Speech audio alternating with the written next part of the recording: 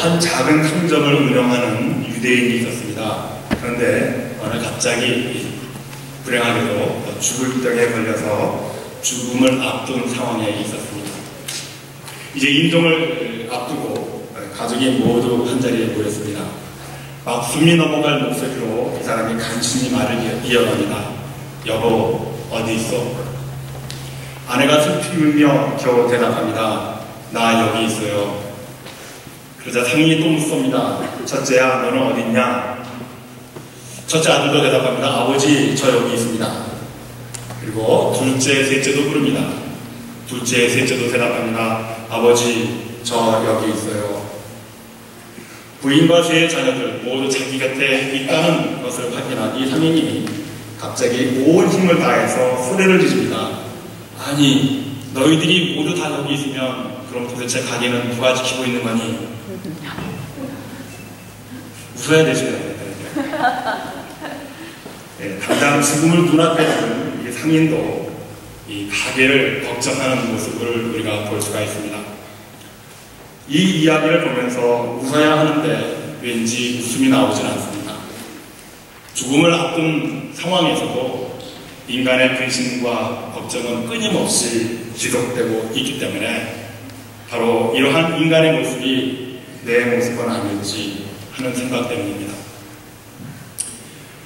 그렇습니다. 인간은 어떤 상황 속에도 근심과 걱정을 떨쳐버릴 수가 없습니다. 과학과 의학의 발달로 인간의 수명은 연장되었습니다. 그러나 인간의 생명을 위협하는 암 발생률은 세월이 가면 갈수록 높아만져 갑니다. 왜 그럴까요? 물론 여러 가지 요인이 있겠지만 그만큼 근심과 걱정, 인간이 살아가면서 받는 스트레스라는 일들이 더 많아져 가고 있기 때문입니다. 이러한 시대를 살아가고 있는 저희들에게 어느덧 한 해를 마감해야 하는 12월을 보내고 있습니다. 이 12월은 그리스도 예수의 탄생이 있는 달입니다. 그래서 저는 예수 그리스도가 왜 이 땅에 오셔야 했는지에 대한 생각으로 말씀을 증거하고 있습니다. 물론 성경에서 예수 그리스도께서 이 땅에 오신 목적과 그 이유를 이 땅을 구원하시기 위함이라고 말씀하고 있습니다. 그러나 저는 예수 그리스도께서 이 땅에 오심에 대한 그 목적과 그 이유를 구원에 초점을 맞춰서 12월 동안, 한 달 동안 설교하려고 하는 것이 아니라 하나님께서 이 땅에 보내주신 그 예수 그리스도를 통해서 우리가 무엇을 깨달아야 되느냐, 그 깨달음을 준비하면서 말씀을 준비하고 있는데 바로 그것이 우리가 이 모든 혼란과 고난 가운데서도 능히 이길 수 있는 소망에 대한 말씀을 준비하고 있습니다. 저와 여러분들이 예수 그리스도께서 이 땅에 오신 그 목적은 물론 나를 구원하시기 위함이지만은 그러나 무엇보다도 힘들고 어려워져가는 이 세상 속에서 내가 어떻게 살아갈 것인가, 살아야 할 소망을 갖게 하심을 위함이라고 하는 사실을 우리들이 함께 생각하면서 이 12월 한 달을 지냈으면 좋겠습니다. 우리가 예수 그리스도를 믿음으로 말미암아 구원받는다고 하는 사실은 우리의 믿음 가운데 확신을 갖게 됩니다. 그런데 문제는 우리가 구원받은 그 다음에 어떻게 살아야 할 것인가, 이런 문제는 구원받은 자들이 이 땅에 살면서 어떻게 살아야 할지에 대한 더 중요한 점을 우리가 강조되고 있는 것을 깨닫게 됩니다. 이 사실에 대해서 성경에 가르친 에베소서 5장 9절이 이렇게 증거하고 있습니다. 너희가 전에는 어둠이더니, 그렇죠, 우리가 예수 그리스도를 영접하기 전에, 믿기 전에는 어둠이었습니다. 죄인이었습니다. 그러나 그 예수 그리스도를 믿음으로 말미암아 이제는 주 안에서 빛이라, 주 안에서 구원받은 빛인데 그 빛을 어떻게 표현하고 있냐면은 빛의 자녀들이다. 어둠이 아니고 이제는 세상을 환히 비춰줄 빛의 자녀들인데 그 빛의 자녀들처럼 행하라, 그렇게 얘기하고 있죠. 빛은 무엇을 의미합니까? 빛의 열매는 착함과 의로움과 진실함에 있느니라.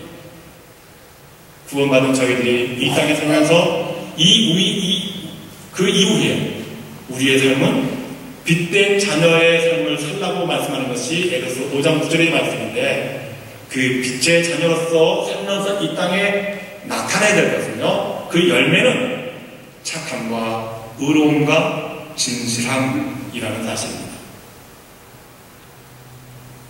사랑하는 성도 여러분, 여러분들은 이 땅에 살면서 예수 믿고 난 그 다음에 그 이후의 삶이 참으로 나의 착함과 의로움과 진실함으로 이 세상을 살아가고 계십니까?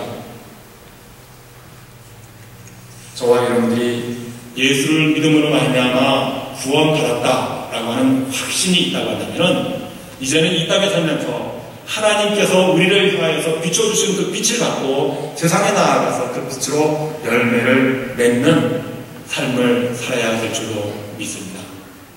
그 열매가 어떤 삶인가? 사랑하는 성도 여러분, 세상에서 착하게 사십시오. 불의하지 마시고 정직하게 살아가시길 바랍니다. 진실함으로 살아가시는 여러분들이 되시기를 바랍니다. 바로 이러한 삶이 우리가 결단해야 할 그런 삶의 자세일 것입니다. 그런데 우리가 이렇게는 생각하고 있지만 세상에 살다 보면은 세상에서 어둠과 함께 섞여서 살다 보니까 왠지 모르게 자꾸 우리가 착하게 살지보다는 그보다 못한 어떤 불의 쪽에 가까운 우리의 삶을 깨닫게 됩니다. 진실해야 되는데 진실하지 못한 채 살아가는 내 자신을 살펴보게 됩니다.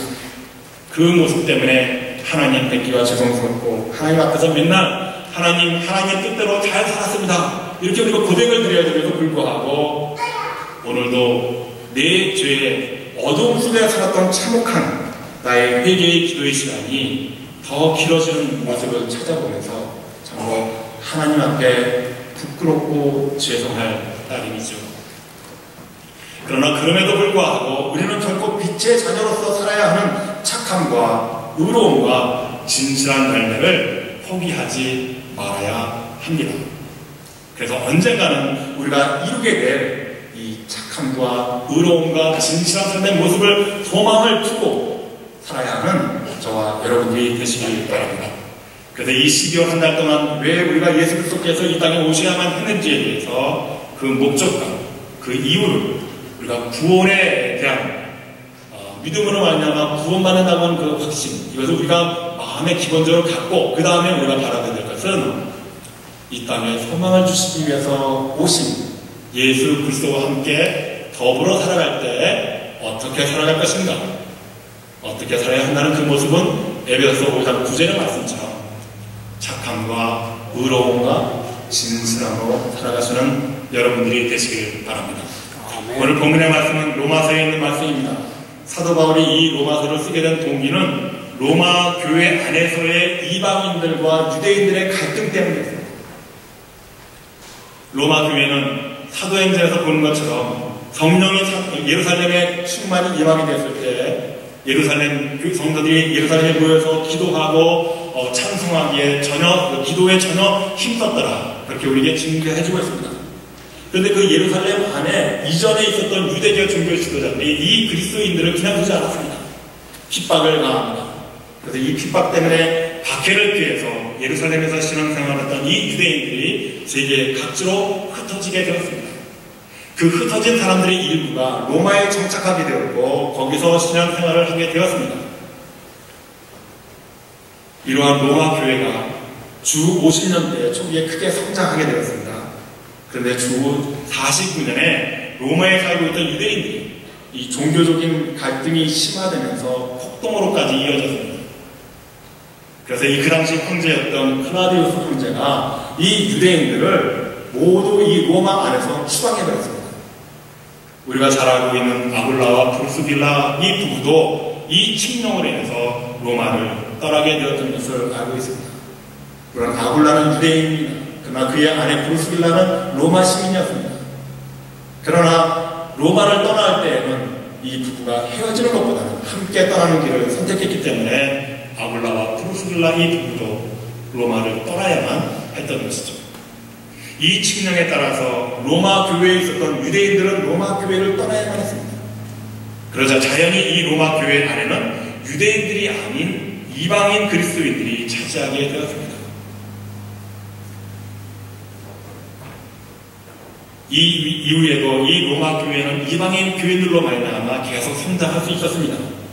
그리고 주후 54년에 네로 황제가 이 칙령을 폐기하면서 유대인들이 다시 로마로 돌아오게 되었습니다. 또 자연히 교회를 떠났던 이 유대인들도 로마 교회로 다시 돌아오게 되었습니다. 그런데 로마 교회로 다시 돌아온 이 유대인들과 그들이 교회를 비운 사이에 주도권을 잡은 이방인 그리스도인들 간에 갈등이 시작되기 시작합니다. 유대 그리스도인들은 이 교회는, 이 로마 교회는 우리가 세웠다라고 하는 기득권을 가지려고 했고, 또 이방 그리스도인들은 너희가 없을 때 이 교회를 성장한 것은 우리들이었다라고 하는 이 서로의 이 주도권을 잃지 않으려고 하는 싸움이 치열하게 전개되고 있었습니다. 이러한 갈등이 로마 교회 안에서 사사건건 문제를 일으켰습니다.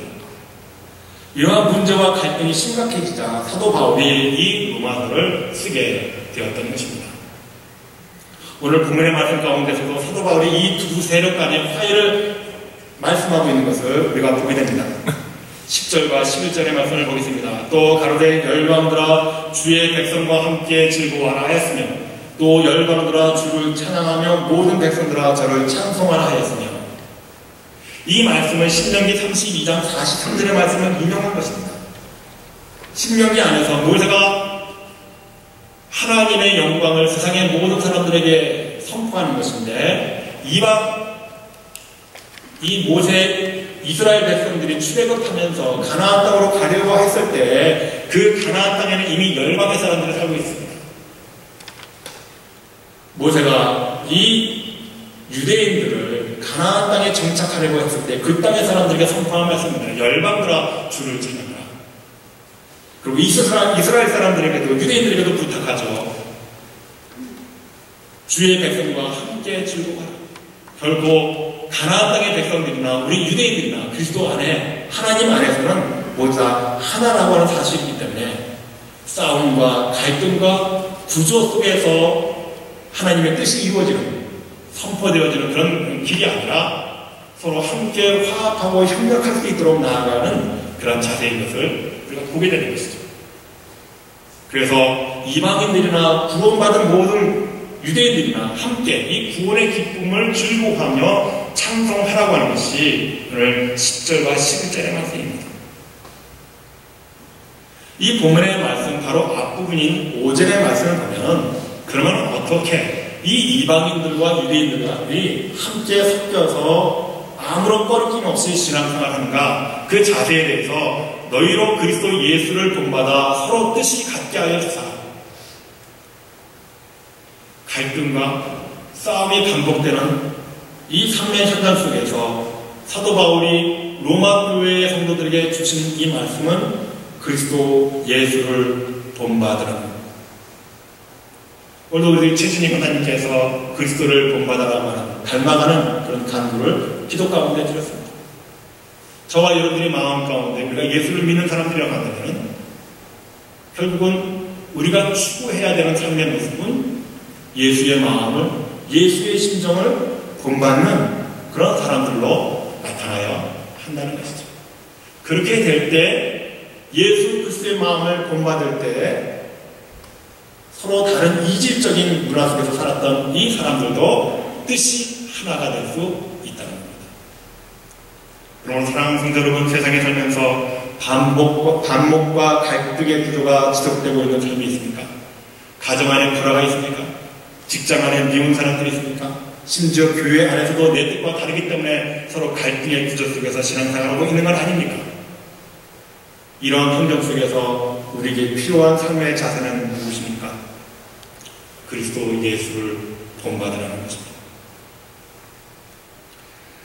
이와 같이 하나님을 믿는 사람들이 그리스도 예수를 본받아 한 마음 한 뜻이 되어야 하는 이유에 대해서 오늘 본문의 11절이 이렇게 증거하고 있죠. 또 이사야가 가로되 이새의 뿌리 곧 열방을 다스리기 위하여 일어나시는 이가 있으리니 열방이 그에게 소망을 주리라 하였느니라. 이 말씀도 역시 이사야서 11장 1절의 말씀을 인용한 것입니다. 이 말씀은 구원의 소망을 이루게 하는 이는 이새의 뿌리인 예수 그리스도이니 그 안에 구원의 소망을 두고 기다리라는 것입니다.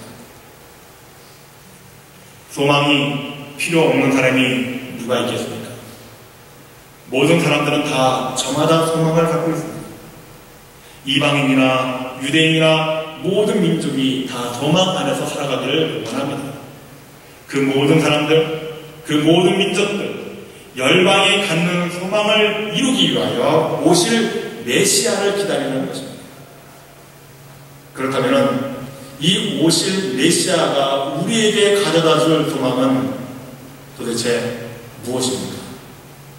우리가 왜 무엇 때문에 이 12월달 한 달 안에 있는 성탄절을 그토록 기다리고 있는 것입니까? 여러분들은 무엇을 기다리고 계십니까? 그것은 소망이라고 하는 것인데 그 소망이 뜻하는 것이 무엇인가? 오늘 13절의 말씀을 보겠습니다. 13절의 말씀을 다 같이 한 목소리로 읽겠습니다. 시작! 소망의 하나님이 모든 기쁨과 평강을 믿음 안에서 너희에게 축복하게 하사 성령의 능력으로 소망이 넘치게 하시기를 원합니다. 아멘. 모든 민족, 열방이 고대하면서 기다릴 소망은 바로 기쁨과 평강이라는 사실입니다. 그 기쁨과 평강의 소망은 성령의 능력으로 이루어진다고 오늘 본문 말씀 속에서 우리에게 가르쳐주고 있습니다. 그런데 이 소망의 기쁨과 평강, 그리고 성령의 능력이 임하게 될 이 소망의 전제 조건이 있다는 것입니다. 그것이 무엇입니까? 바로 믿음 안에서라는 조건입니다. 그러므로 우리가 이전에 맛보지 못했던 기쁨과 평강으로 충만케 되는 삶의 소망을 원하신다면 먼저 하나님을 믿는 믿음 안에 있어야 한다는 사실입니다. 소망은 예수 그리스도를 영접하고 하나님을 믿을 때에 생겨나는 것입니다. 그래서 소망을 갖기 위해서는 먼저 믿음이 있어야 한다는 것입니다. 하나님을 믿지 않는 사람은 자기 힘으로 살아갑니다. 그 힘의 한계가 나타날 때 사람들은 근심하며 걱정하게 되는 것이죠. 그래서 결국은 그 근심과 걱정 안에서 낙심케 되고 절망에 이르게 됩니다. 그러나 하나님을 믿는 사람이 믿지 않는 사람과 다른 것은 그 어떠한 절망과 낙심이 있다 할지라도 그 안에서도 결코 좌절하지 않는 것입니다. 왜냐하면 그 안에 성령의 능력이 담겨져 있기 때문에 저와 여러분들이 성령의 의사로 사모하고 성령 안에서 있기를 원한다고 한다면 하나님께서는 그 성령의 능력을 저와 여러분들에게 충만히 허락해 주시기 때문인 것입니다. 그러므로 우리는 절대로 절망과 좌절이 있다 할지라도 시리에 빠지지 않고 그 안에서 믿음으로 말미암아 미래를 바라보며 꿈과 소망을 품고 살아가게 될 것입니다. 믿음이 없는 이스라엘 백성들은 홍해 앞에서 이제 끝장이라고 생각했습니다. 그러나 하나님을 믿는 믿음이 있는 곳에는 바다에서도 인생의 생명의 길을 되시는 하나님을 믿고 지팡이를 내밀었을 때 홍해 바다는 갈라졌습니다. 믿음이 없었던 이스라엘 백성들은 사망에서 물이 없어 목말라 죽겠다고 아우성을 쳤습니다. 그러나 하나님을 믿는 믿음이 있는 곳에는 사막에서 샘물을 내시는 하나님을 믿고 반석을 내리셨을 때 그 반석을 통해서 샘물을 내게 하셨습니다. 그러므로 사랑하는 성도 여러분, 세상이 감당치 못할 큰 믿음을 가지시는 여러분들이 되시길 바랍니다. 아멘. 그 믿음 안에 소망이 생겨납니다. 비록 지금은 힘들고 어렵지만, 비록 지금은 눈물겨운 아픔과 환난이 있을지라도 우리는 우리의 빛 되시며 우리의 소망이 되시는 우리 주님을 믿는 믿음을 바라보면서 나아갈 때 결국은 승리하게 될 것입니다. 그 소망 안에서 그리스도 예수께서 우리에게 주시는 기쁨과 평강은 세상에 주는 그것과 비교할 수 없다고 성경 말씀은 우리에게 증언해 주고 있습니다. 예수님께서 요한복음 14장 1절에서 이렇게 말씀하시죠. 너희는 마음에 근심하지 말라. 하나님을 믿으니 또 나를 믿으라. 여러분의 마음 가운데 근심이 있으십니까? 하나님을 믿으시기를 바랍니다. 아멘. 우리를 구원하시기 위해서 이 땅에 오셔서 우리에게 소망을 주시는 그리스도 예수를 믿으시는 여러분들이 되시기를 바랍니다. 아멘. 그런데 우리 마음 가운데 밀려오는 모든 근심을 물리치고 그 안에 14장 27절에 계속해서 이렇게 말씀해주고 있습니다. 평안을 너희에게 끼치노니 곧 나의 평안을 너희에게 주노라. 내가 너희에게 주는 것은 세상이 주는 것 같이 아니하리라. 너희는 마음에 근심도 말고 두려워도 말라. 이처럼 세상이 주는 기쁨과 평강이 다른 오직 주님만이 주시는 그 기쁨과 평강이 충만한 소망의 삶은 성령의 능력 안에서 이루어진다는 것입니다. 성령은 우리의 마음과 생각을 지켜주십니다. 우리의 마음과 생각을 지켜주시는 성령의 능력으로 충만케 되기 위해서 우리가 해야 할 일이 무엇입니까? 빌립보서 4장 6절에서 7절의 말씀을 보겠습니다. 아무것도 염려하지 말라. 오직 모든 일에 기도와 간구로 너희 구할 것을 감사함으로 하나님께 그리하면 모든 지각에 뛰어난 하나님의 평강이 그리스도 예수 안에서 너희 마음과 생각을 지키시리라. 소망 안에 살아가시기를 원하십니까? 아멘. 세상이 줄 수 없는 그리스도 예수 안에서 허락하시는 기쁨과 평안에 충만한 삶을 살기를 원하십니까? 그렇다면 여러분들이 해야 할 일은 기도와 간구라고 하는 사실입니다. 저와 여러분들이 이 성전에서 날마다 나와서 기도와 간구를 드릴 때 성령께서 여러분들을 도와주실 줄로 믿습니다. 그 성령의 능력이 능히 우리가 당하는 모든 환난과 고통 가운데에서 승리하는 삶을 허락해 주실 줄로 믿습니다.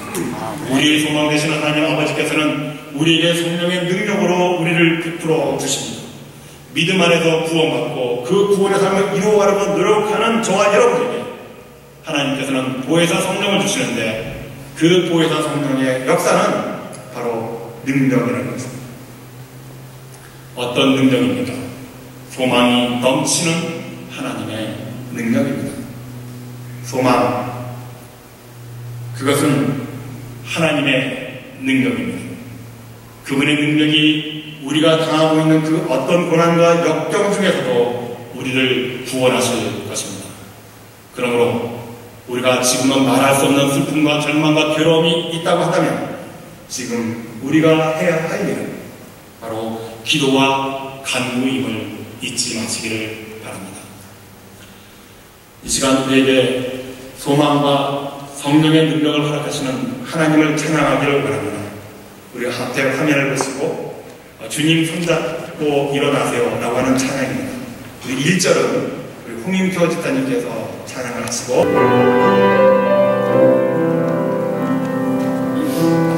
왜 나만 겪는 고난이냐고 불평하지 마세요.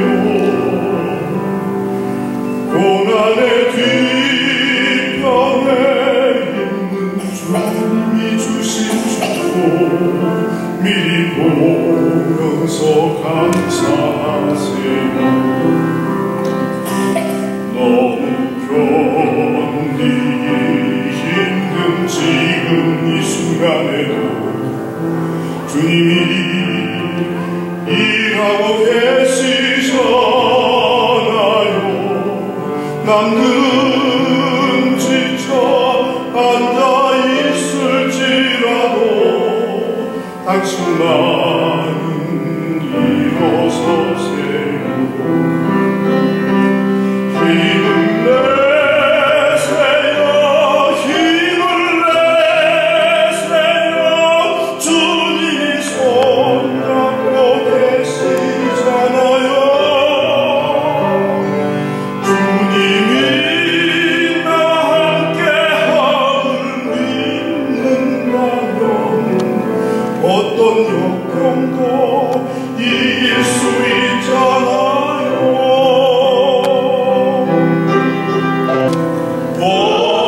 원망하지 마세요. 당신은 이기고 보다 주님께 받은 주님 믿음 많음에 감사하세요.